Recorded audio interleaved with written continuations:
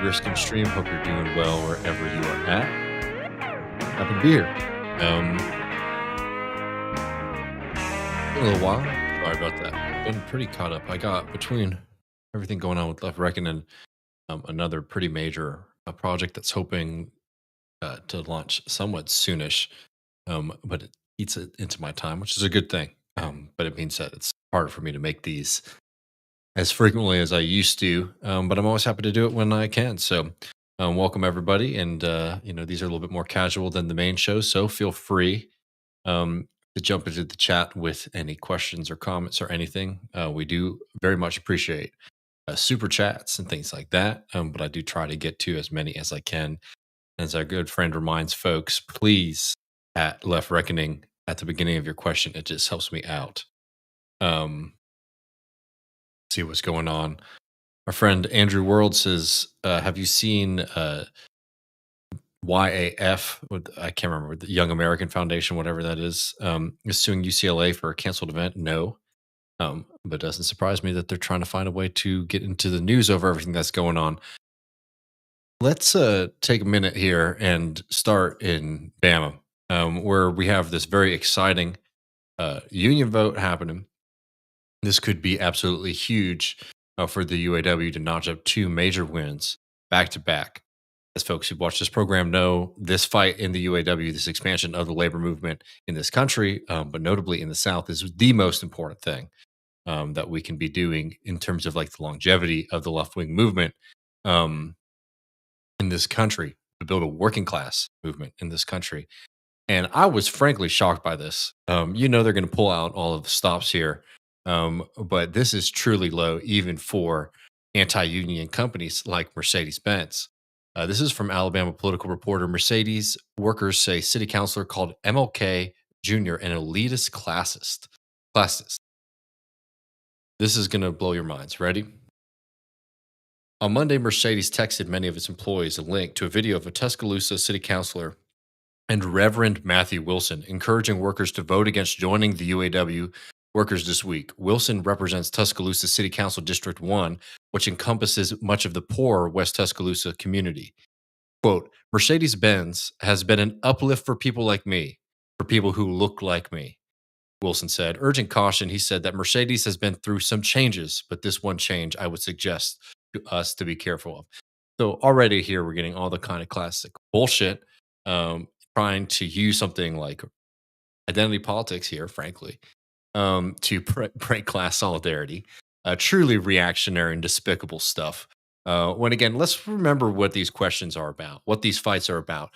There's a group of people who produce things, who go to work, use their bodies, use their life, use their energy to create things out of a whole constellation of raw inputs and materials, right? A bunch of jackasses who don't do shit get to reap the vast majority of the profits and the wealth that is created by those workers who harm themselves, who put themselves into difficult positions, who have lifelong health issues because they're using their body to create things that are of social value, that are of social good, that move us around. And those people who have been putting their bodies on the line, people who are creating value for society, the people who, create the things that we need to survive are saying, hey, we would like to have a seat at the table. We would like to make sure that our concerns are heard, that we don't just have to deal with a top-down dictatorship from bosses and elites. And you get this spineless political class saying shit like this. But we got even more coming. He continued, as you cast each ballot, think about the legacy that we are leaving our children.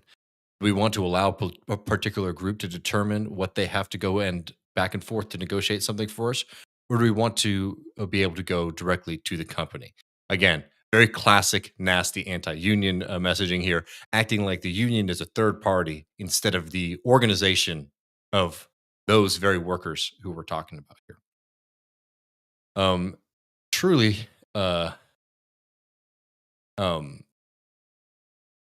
something else that we're seeing here. And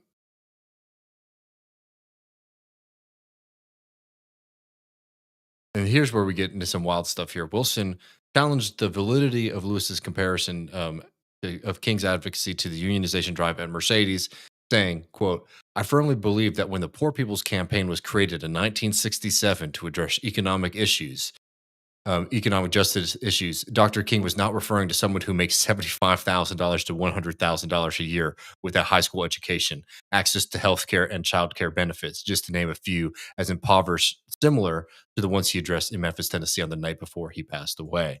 Um, so not only insane kind of anti-union talking points here, actually attacking the very legacy of Martin Luther King, because what happens here? Remember, Martin Luther King is assassinated at a period of his life when he is vocally, right? He'd been fighting for this for a long while, but vocally bringing to the forefront the fight for economic justice, for economic democracy, for working class politics.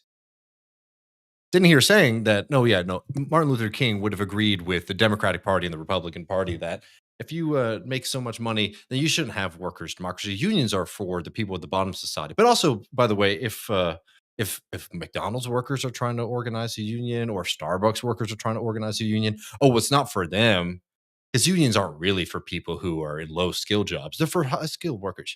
You notice that all of these kind of these rules about who should and should not be in a union don't work when you apply them in different contexts because at one point unions are only for high skilled work, for privileged work, right? That's why when you get Democrats saying saying that they're happy and fine with that certain union votes, they're losing union votes. To Republicans saying, "Oh, unions aren't for low skill work," right? Um, that's not that's going to cause too many problems for my franchise at McDonald's. Really, really shocking and nasty stuff coming out of Alabama. And why are they doing it? It's because they're scared. Because what's been happening with this union fight is working. People are being inspired all across the South, all across the country, and all across the world as these people continue to take on, the not just the bosses, but in places like Alabama, the political class. Right? Alabama is a state that we've covered a lot on this program and because, like many other southern states, it has a political elite, has a political class in that state that is very happy to sell out the workers of Alabama to Mercedes Benz um, or selling out the coal workers to BlackRock, right? The Alabama political class is basically a middleman between big business and the exploitation of everyday people from Alabama. Nasty, nasty, disgusting stuff. Now, we got a few things I wanted to get to, but I want to make sure that I'm including all of y'all in this conversation. Sorry, just got a work text here. Our good friend Byron Man says, how much longer do you think the Biden administration will allow Israel to stall the political settlement from starting? I think the Biden administration will put as little pressure as possible on the Israeli government. I think that they've showed time and time again that they aren't interested in doing much more than maybe when certain MSNBC viewers get raucous enough, sort of pivoting and saying, "Oh, behind the scenes, Biden is devastated and working really hard to change this," um, and we see the results. So that's where that's at.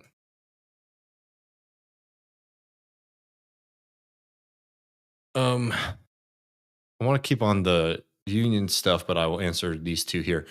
Teddy Cool says, should RFK be invited to the debates? Yes, I think so.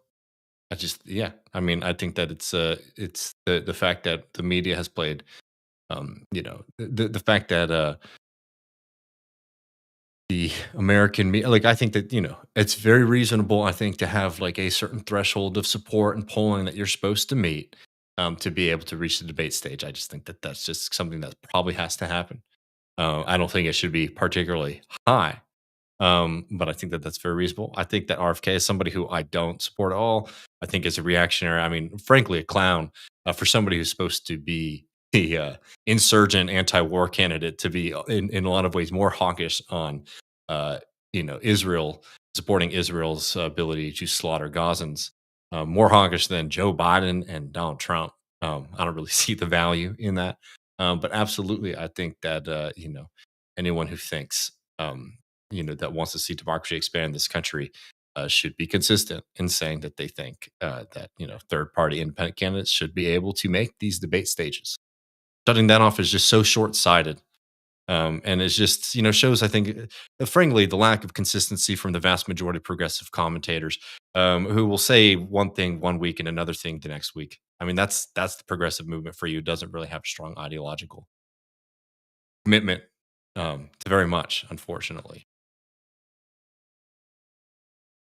Our good friend Phil Bow says, "Thanks for shouting out the Austin Federation of Musicians membership drive on Instagram. It goes through the end of June. Musicians interested in organizing, get at me in the Discord. Definitely do that, y'all. If you are a musician, the people who make places like Austin such a great place to live, definitely make sure that you're protected and you have those, and you're part of the working class movement. There is very important."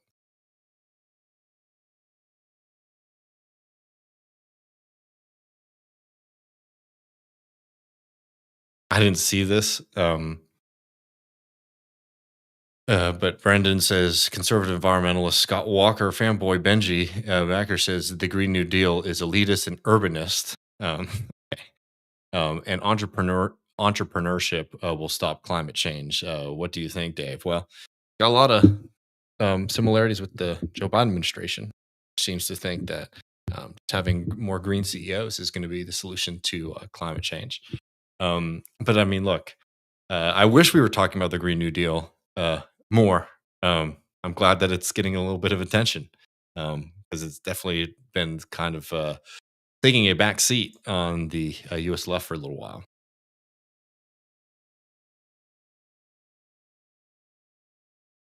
And our friend Brandon follows up and says, in union news here at UCSD, I've heard from a member that UAW USC grad students will indeed strike in solidarity with Palestine and imprison students. A truly beautiful and wonderful thing. I'm very excited to see all of that. Another one from our friend Soy Breadward. Thank you so much for the super chat, buddy. They say, I'm listening to your Communist Manifesto series for the second time. Any more videos like that coming in the future, like other popular works? I would definitely be happy to do those again. I mean, those are some of my favorite ones that we've done. We've done a lot of, we've done German ideology. We did the Communist Manifesto, obviously. We've done Critique of the Gotha program. We did that pretty early. I'd actually be curious to sort of revisit that, 3, 4 years later. Because that's the thing about reading some of those classic Marx texts is you often come away not with a different interpretation, but a deeper understanding. Revisiting that as you sort of learn different kind of lessons as well in politics. I'm always happy to take suggestions from folks. Just like the kind of reminder, because the things that we always get is it's number one requested every time is going to be capital, and I would love to do that, but that's just a little bit more involved than a kind of month long reading series. So happy to think of texts that are accessible for folks. And I'm not even saying that capital is so hard to read. It's more that it's like a lot. So because what I really love about doing these reading series is that, like, the Communist Manifesto, for example, like you can read that in an afternoon and then you can watch those videos and get a deeper understanding of what's going on. It's really nice because people can sort of be reading along with us instead of us sort of talking about a book or a chapter abstractly. We actually go through the text itself as as close as is kind of reasonable and helpful. So do you have any things like that that you would like us to do? Just think about the length of it. Let's jump to something on the union front as well. But I want to use this more as a springboard to talk about some other things here.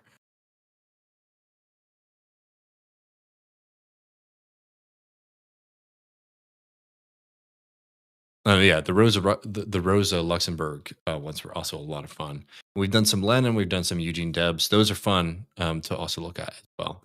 Um, but I want to play this just for a second because I want to play this just for a minute for y'all. Y'all have probably seen it. This is from the Chattanooga UAW victory. But it's a video. I'm forgetting this worker's name, and I just wanted to play this opening bit here and sort of talk about something that has been on my mind a little bit, kind of personally and politically recently. And I think this might be a strong way to introduce this.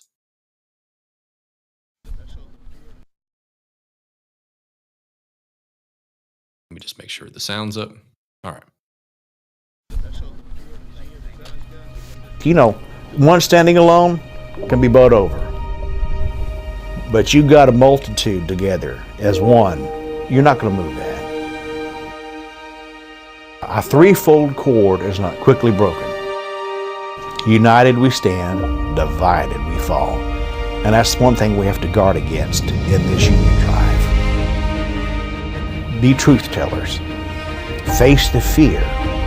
And you know what fear does? Well, fear destroys and causes you not to act when you should. But you know what? Faith goes beyond fear. And you look for the light, the facts, the truth. That's what emboldens you. That is the very DNA of this nation, is the ability to act on truth. Because at first in our hearts, when you have liberty in here, you'll be able to build liberty out there amongst the people. And I just suggest going in and watching the entirety of this piece put together by the UAW and their media team, as I will say every time. It's just been doing an amazing job. And there's a link there in the chat for folks to check it out, but you can go check out the UAW on Twitter to find it. But in these few minutes we have here, I wanted to sort of talk a little bit about that because that was a piece, as far as I understand it, that sort of came off the cuff. It wasn't something that was sort of scripted, which I think is a very powerful kind of testament, um, to the kind of organizing that's going on right now within the UAW, but also just like this very, very powerful reality of what working class movements can and should be. And I wanted to sort of take that and use that to sort of think about how our movement has been and how it thinks about itself and how it thinks about kind of life um, and being in the world, because I think that we are at a fundamental crossroads with let's call it the American socialist movement, the American working class movement. That is what has sort of come out of the two Bernie campaigns that has said, hey, we're going to do something different than the folks that came before us, or at least kind of immediately before us, and start really getting serious about organizing an actual alternative political movement and force, instead of sort of going all of our different ways in the defeat of those two Bernie Sanders presidential campaigns. I think we are fundamentally at a crossroads there. And a lot of times when we talk about this, we're going to talk about the political questions. And all these things are political questions, I guess, to a certain extent. But I want to move away from just like a kind of level of pure strategy, to talk about how this movement orients itself towards like society and to life and to morality, because I think most people can recognize that we're in a dangerous place right now, and I think that there's a couple things we can sort of look at internally that might start pointing us to why we are in that. I think one of the really dangerous things about the left in the U.S. right now, and this isn't because these fights aren't important, but a lot of the U.S.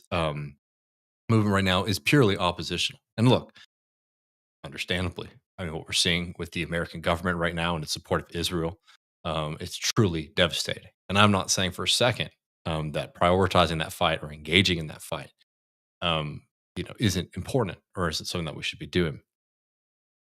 But we should also really be thinking about how we are orienting ourselves to the vast majority of our neighbors, of our coworkers, other people in the society, and recognize that we have to be able to say no to the murderous aspects of neoliberal capitalism, to the Biden administration, to the police state, and all these kind of things, but also have to be aspirational for something different.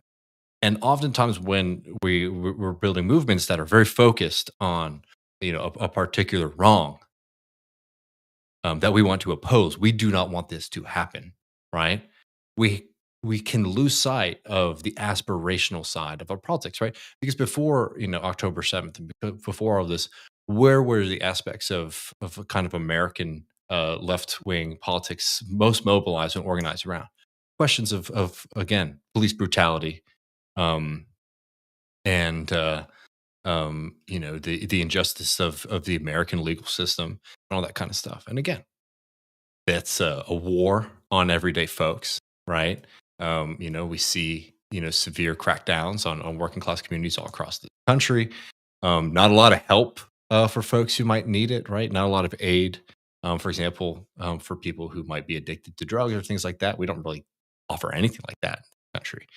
Um, so you have a movement that is very much, again, pointing to a wrong in society, but we lose this kind of aspirational thing because even the most radical right side of that movement was like abolish the police, and it's like you know again, that's like more of a negative, right? Oh, if we subtract this, then things will get better. When like socialism says we're against capitalism, but it's not just we want to take away capitalism. We don't want that to exist anymore. We want to replace capitalism with socialism, which is a very, very optimistic and I think spiritually motivating prospect because it's something that goes beyond just again being an oppositional force to being an aspirational positive force. And we need to start seriously asking ourselves these questions about what is a good life, right? So much of I think leftism in America right now is sort of organized around a principle of I'm against this, right? I'm against this. And we need to also be organizing ourselves around something, things that we are for. And to do that actually means considering what a better future would look like. People will ask me all the time, it's like, oh, why don't you talk about spirituality and things like that on the podcast? Well, oftentimes I don't know what people mean by spirituality, right? Because if we mean spirituality in the sense of, uh, you know, some form of Christianity, I don't think that people want to hear me talk about that. Do you mean spirituality in the sense of like some kind of personal practices of, of meditation or looking at different conceptions of the universe? Again, I'm not very interested in talking about that, nor do I think people want to hear me talk about that. I find that what most people want when they're saying, "Oh, we need a more spiritual side," is actually talking about that level of humanity, of aspirational politics, and that is something that can, and I think, is important because it can sustain you. And this is these kind of things that you see in movements right now, like what we're seeing with the UAW, of what happens when everyday people get together and they're fighting to create something. Not they're yes, they're fighting to oppose, for example, certain practices from the companies that they're working at, certain kinds of exploitation and things like that that they're facing. But they're also fighting to establish an organization of solidarity, brotherhood, and friendship between a whole host of people, right?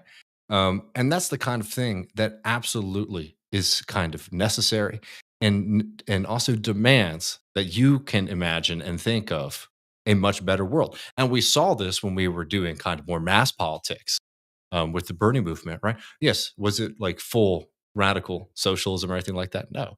And oftentimes it was small things. But man, when you start really thinking about a question like healthcare in this country, and you think about the not just the pain of what happens when you can't afford it, but also the liberty and the freedom that comes when you do not have the anxiety of saying, "Man, I got a little pain in my chest. I don't know if I can check that out."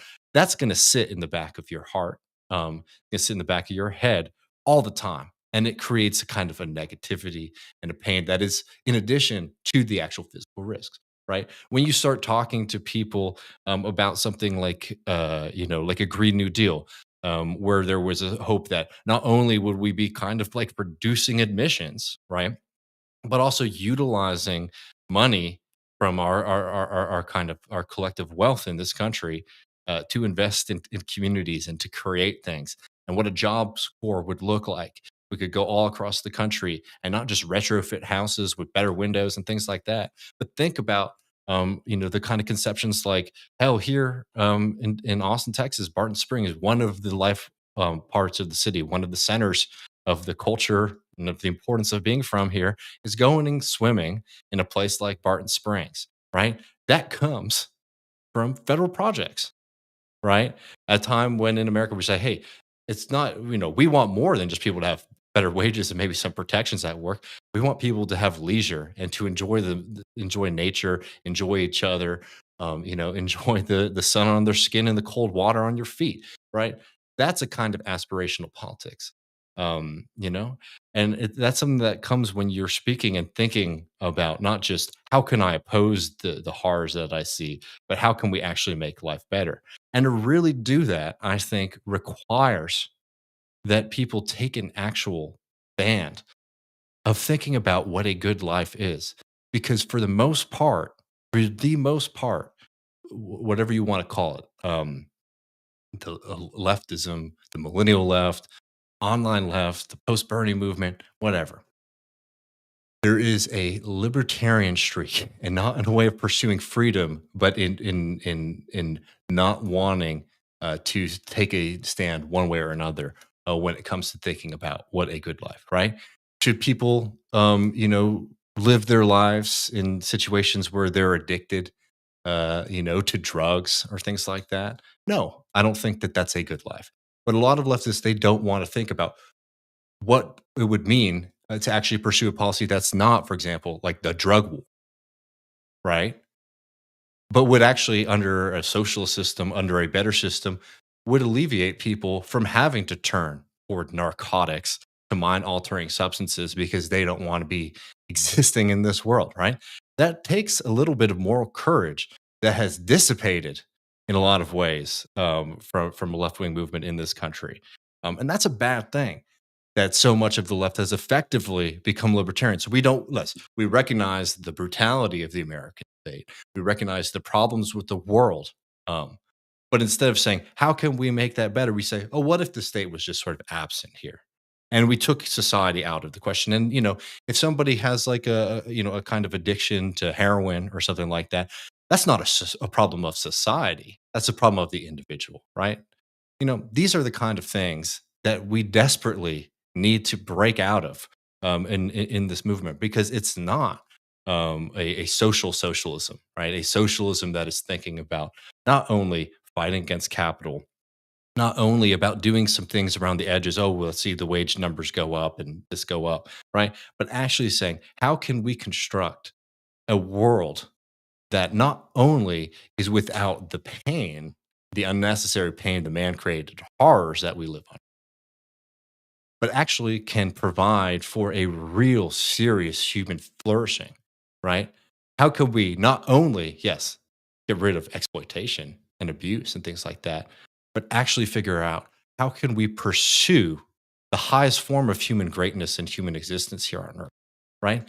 Those are the kinds of conceptions and political questions that socialists have always wanted to wrestle with, have always advocated not just for the absence of certain kinds of pain and certain kinds of excesses of neoliberal capitalism or industrial society or what have you, but have actually said by utilizing the power of the working class, by utilizing the power of technology, of the ability to organize production in certain ways, by utilizing the incredible historic gift that we have to create abundance for all, we can actually start thinking about constructing that society which allows us to reach our highest human potential.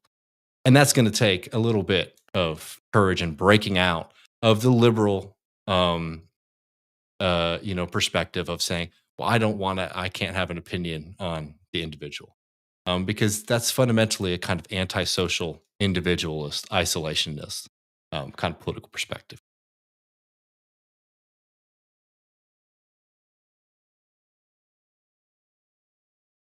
I think that's what I had to say on the topic. We could get into some other things. I know I went for a little bit.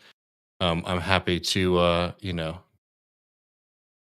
keep up with what y'all are saying. if anyone has any questions. I have to run in just a couple minutes to do our interview um, with Nick Bolin that's going to come out this Sunday for patrons.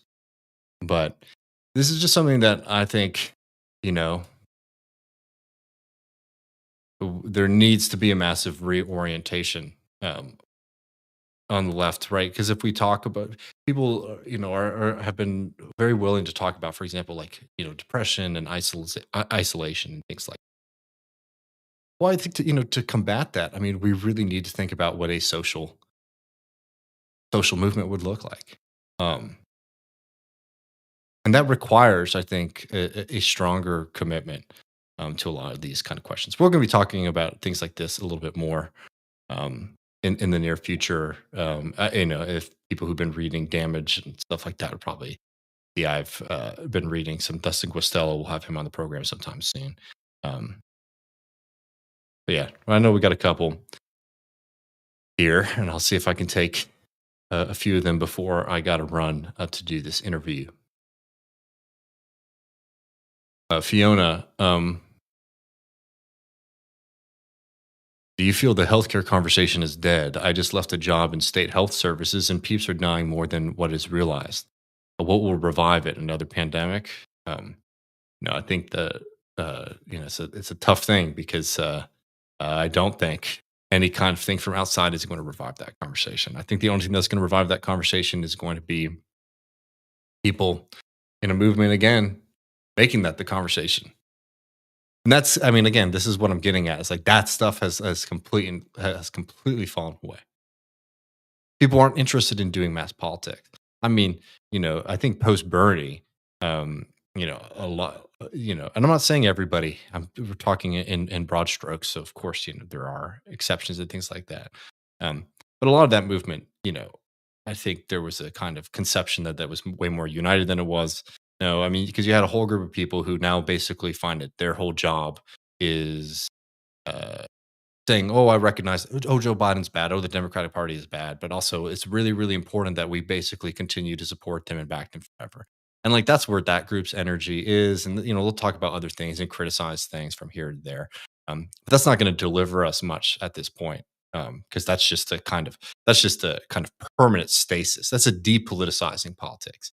It's depoliticizing because it takes the raw energy, frustration with the people who are in power and tries to redirect that into, again, a stasis. So you can get very, very mad about what's going on. But because, the way that you're sort of, you're sort of thinking about dealing with that frustration is continuing to support those same people forever and ever and ever and ever and ever, getting more and more mad about it. Damn, sort of gets, they're personally emotionally toxic. But you can't get much out of that. And then, other group is just completely conspiratorial, right? Thinks the reason that we don't have these things is because, everyone's getting paid by somebody or people are BI or the CIA or whatever the fuck. So what it's going to have to take is people sort of pulling out of both of those worlds that effectively both are hoping that one day somebody's going to come and save them, right? Because the idea of kind of criticizing the Democratic Party, but still sort of saying, "Oh, we got to support them forever," is this idea that eventually, right, something's going to come up, and then you can support that, right? It's sort of okay. I'm just waiting. I'm waiting. I'm waiting. Waiting. Maybe there'll be a movement. Oh, I can support the movement, right? The conspiratorial stuff. I mean, I think for the most part, it's just extremely pessimistic. But it does sort of again cynically believe that, oh, if enough people get upset about this, then boom, um, you know, a new movement will come. And again, you're still waiting. You're still waiting for somebody else, right? They're both depoliticizing political ideologies. The only way to get the healthcare conversation back at the forefront is to participate in political organizations that are fighting on putting that back into the forefront of their politics, right? And that's going to take strategizing. It's going to take talking to people. It's going to be taking looking at what's around you and what's possible. So yeah, and thank you for your work because I can't imagine that it's easy to go through that every day, seeing the kind of pain that there is in this country And it's and the most annoying thing is knowing that if we just were to fund it, people wouldn't have to suffer in the way that they suffer right now. Um, and hopefully try to take that energy into joining organizations in your area that can come and fight for that, and then being in those organizations and making sure that the people are keeping their eye on the ball, and not doing the kind of left wing thing that's plagued these movements from the get go of just getting completely engrossed um, in all sorts of stuff and not thinking in the long term of 10, 15 years what is necessary to get us to where we're getting and how can we be making those steps today. I think that a lot of these problems too come from a very short term viewpoint of politics. um, and that's extremely damaging to our movements because our opponents think in the long term. Our buddy from Cork, Ireland says, to solve climate change, must capitalism fall first?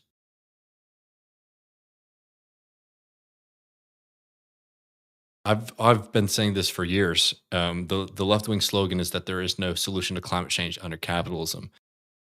Um, I don't know if that's correct. I think that there will um, be a solution, and maybe not a solution in the sense of like solving it, right? Because how do you solve the climate crisis?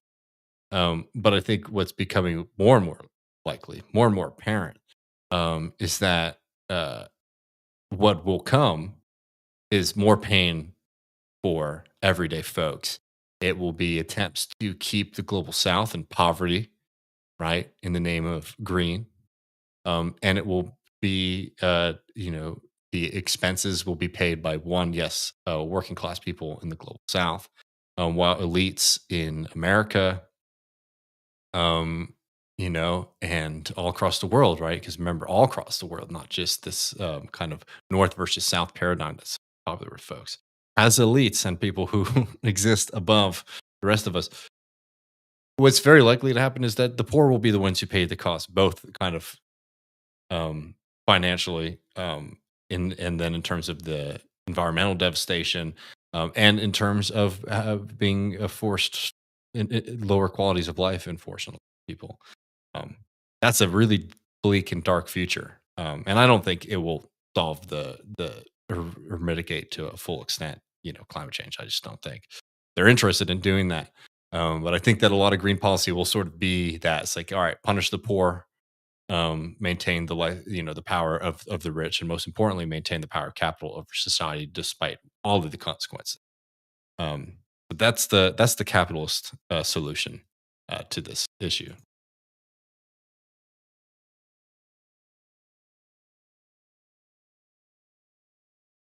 On that climate change question, Prairie Fire, a good friend Kowalski, who did a big thing recently, man. Very, can't wait to hear a little bit more about it. Says David, do you think the Texas grid is ready for a hot and wet summer? I've heard concerning reports, but figured you'd looked into it more. I mean, the thing about the Texas grid is that it is just extremely vulnerable to all kinds of shocks. Um, Being in the prediction game, you know, not something I want to do. But it's not very comforting to think that it only takes a few things happening at the same time to create another kind of catastrophe here. And no, the fundamental issues have not been solved.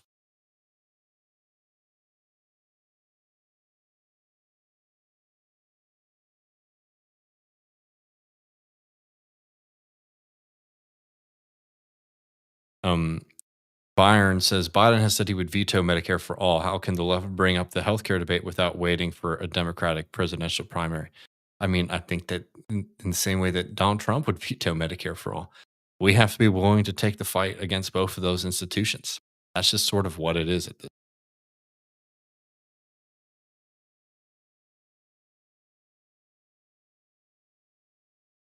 Um,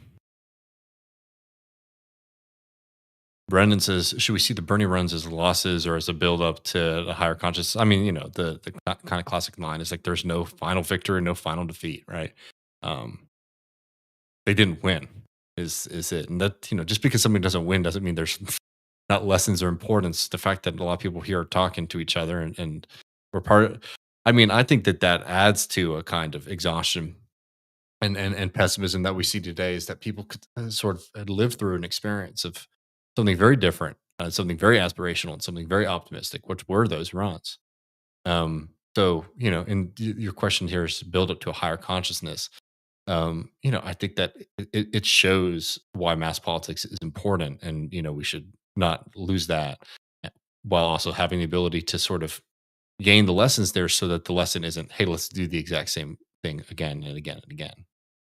Stewart says, "Did you hear about Kowalski's run for senator in Nebraska Republican primary? He got 20%." I was just saying I want to hear way more about Kowalski. Maybe we should get Kowalski on to give us um, a recap on the program sometime soon.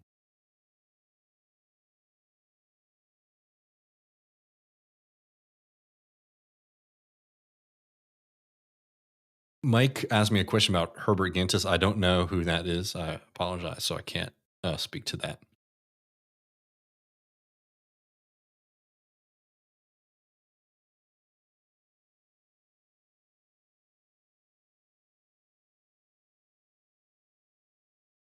Moon Unit, I think, is saying abortion is healthcare, and people are talking about that. Well, are they?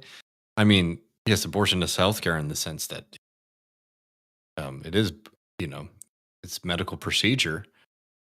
I know that's a slogan on the left, but are we talking about people being able to get abortions without personal cost? Or are we talking about people utilizing the private healthcare market for that? It's a far cry from the socialist demand of universal healthcare, right? So, yeah, I'm glad that people are, again, we're saying no to something. This is exactly what I'm saying. Is that, people on the left are saying no to a ban on abortion. Again, correct, but not a demand for for even the right to have one, and to have a right, you should be able to you know to not be hindered by kind of cost or things like that.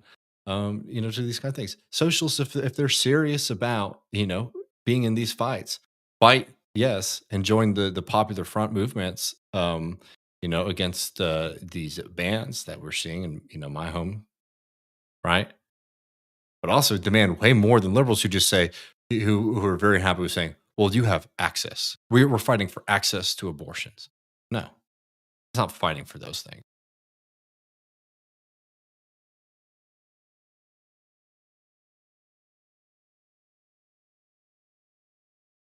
Thank you, David. It's always good to hear from you, friend. And I hope you're having a nice lunch. Hope I'm not in a prickly mood. I'm really, I care a lot about this, so I get upset. But I'm always happy to be chatting with all of y'all, very much so. All right, folks. Um, do I know Jesse Wells? I think if I um I've oh yeah, I've seen their stuff on Instagram. Yeah, I haven't really listened to it enough to tell you um to give you any like strong take. Not so much my kind of thing, I'll just say musically, but I'm sure he seems to be writing kind of interesting songs and things like that. And after planning season, Kowalski will be happy to come over and talk about it. So let's figure out a time to do that for sure then. Um, all right, friends. I do wish I could just hang out um, for the rest of the afternoon. Maybe we'll figure out how to get Collins or something. I mean, it'd be real. I really need to. Matt and I have been talking about. We really might need to just get somebody in here to help us out with some of these things, because it'd be nice too if we had somebody in the chat making sure I'm not missing any questions and things like that. But maybe we'll figure out something in the near future. Got to run. We got this interview coming up. Appreciate all of y'all very much. And we'll be back this Sunday with a bonus episode. If y'all didn't check out already, we had a really great conversation with Liz Olivia Fernandez, a Cuban journalist. Spoke to her from Havana, which was really cool. Um, We don't. It's just it's a wild thing to think that we don't really get a chance to talk to our neighbors. So it was a very interesting conversation. Her documentary out with Belly of the Beast is up, talking about Cuba, America's Cuba anti-Cuba policies. Senator Menendez, very good stuff. You would definitely want to check it out. I don't know. I'm sure I'm missing some announcement or things like that, but y'all follow us on Twitter. Follow us patreon.com/leftreckoning. Take care, friends, and see you soon.